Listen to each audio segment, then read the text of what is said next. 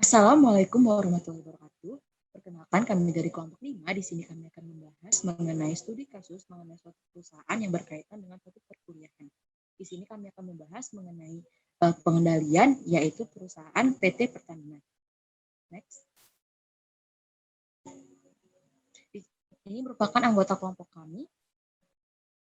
Next. Di sini kami akan membahas mengenai PT Pertamina, sistem pengendaliannya, kinerjanya, dan pengendalian keuangannya. Pembacaan slide selanjutnya akan dibacakan oleh Edsya.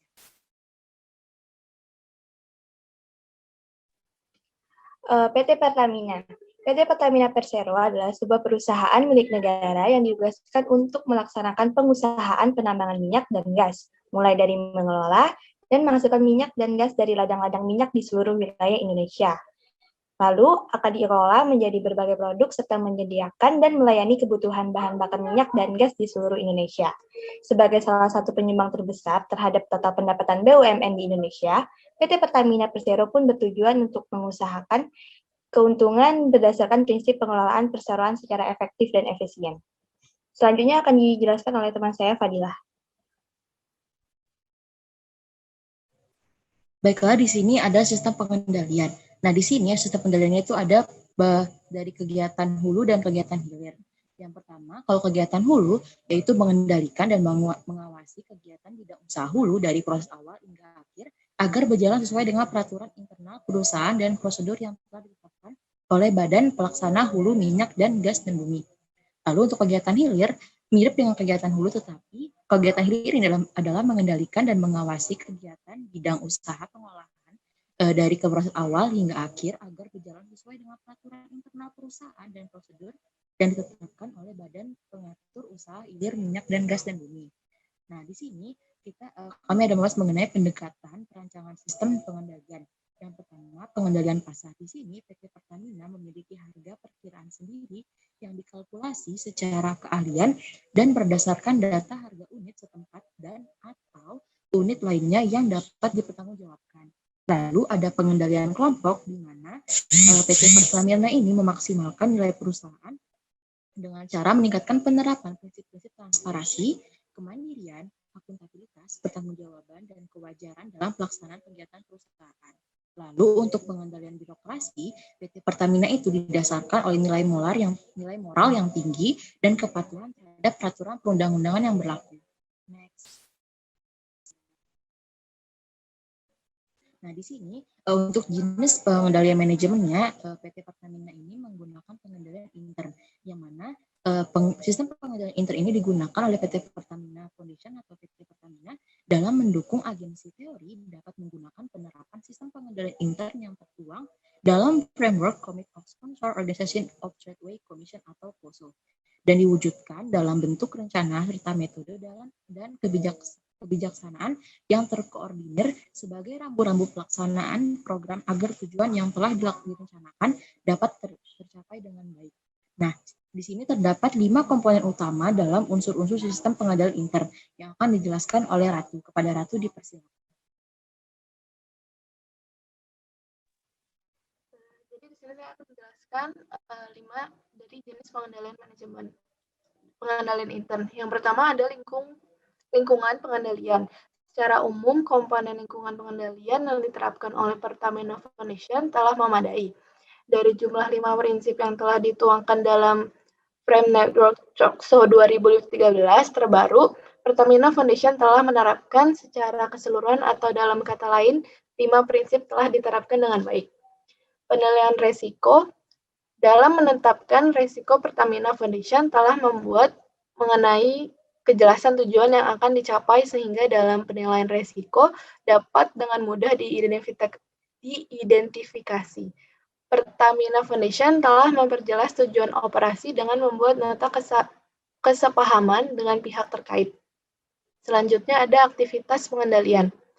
Aktivitas pengendalian Pertamina Foundation belum sepenuhnya, sebab dari 3 prinsip hanya terpenuhi 2 prinsip saja. Prinsip yang belum dipenuhi oleh Pertamina Foundation adalah prinsip organisasi memilih dan mengembangkan kegiatan pengendalian umum atas teknologi yang digunakan dalam mendukung pencapaian tujuan. Selanjutnya, ada pengendalian informasi. Informasi dan komunikasi dalam Pertamina Foundation terjalin dengan baik dari dalam internal maupun pihak eksternal. Hal ini dikarenakan Pertamina berkomitmen bahwa informasi dan komunikasi adalah alat yang digunakan sebagai penyambung satu dengan yang lain dalam mendukung terselesaikannya pekerjaan dan tanggung jawab masing-masing secara personil. Pertamina juga menyediakan customer service dan hotline yang dicantumkan dalam web, majalah, pamflet, poster, serta media komunikasi lainnya sebagai sarana untuk menjalin komunikasi yang baik dengan masyarakat dan pihak lainnya. Dan terakhir ada aktivitas pemantauan. Pertamina Foundation menjadikan evaluasi adalah hal wajib yang harus diselesaikan setelah pelaksanaan program usai. Evaluasi terpisah sering diadakan jika terjadi kendala di luar dugaan, seperti perubahan rencana kegiatan atau perubahan operasional di lapangan, atau pemrosesan informasi keuangan. Pemantauan dan evaluasi ini menjadi salah satu masukan dan perbaikan sistem pengalihan intern di kemudian hari. Selanjutnya akan dilanjutkan oleh teman saya. Selanjutnya saya akan membahas mengenai kinerja. Terkait kinerja perusahaan, PT Pertamina berpedoman pada Pedoman Umum Good Corporate Governance Indonesia oleh Komite Kebijakan. Sistem penilaian kinerja yang dilakukan oleh PT Pertamina Persero adalah sistem penilaian terhadap performa kerja karyawan yang dilakukan di dalam lingkungan kerja karyawan. Bentuk dan sistem penilaian terhadap kinerja karyawan dinamakan Laporan Penilaian Hasil Kerja atau LPHK. Hasil penilaian kinerja ini mempengaruhi kinerja karyawan. PT Pertamina biasanya melakukan penilaian kinerja sekali atau 2 kali dalam setahun. Hasil penilaian kinerja menjadi dasar pengambilan keputusan di bidang ketenagakerjaan, seperti promosi, pemberian bonus, kenaikan gaji, penerapan disiplin, pelatihan, dan pemutusan hubungan kerja. Baik, selanjutnya akan dilanjutkan oleh teman saya, Yoga.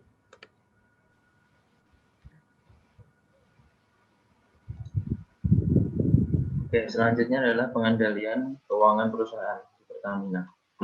Di gambar di samping merupakan financial report atau laporan keuangan dari Pertamina pada tahun 2020.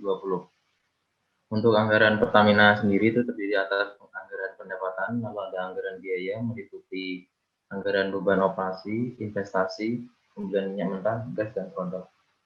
Terus yang terakhir ada anggaran kas. Untuk proses pengendalian keuangan sendiri menggunakan analisis rasio dan anggaran.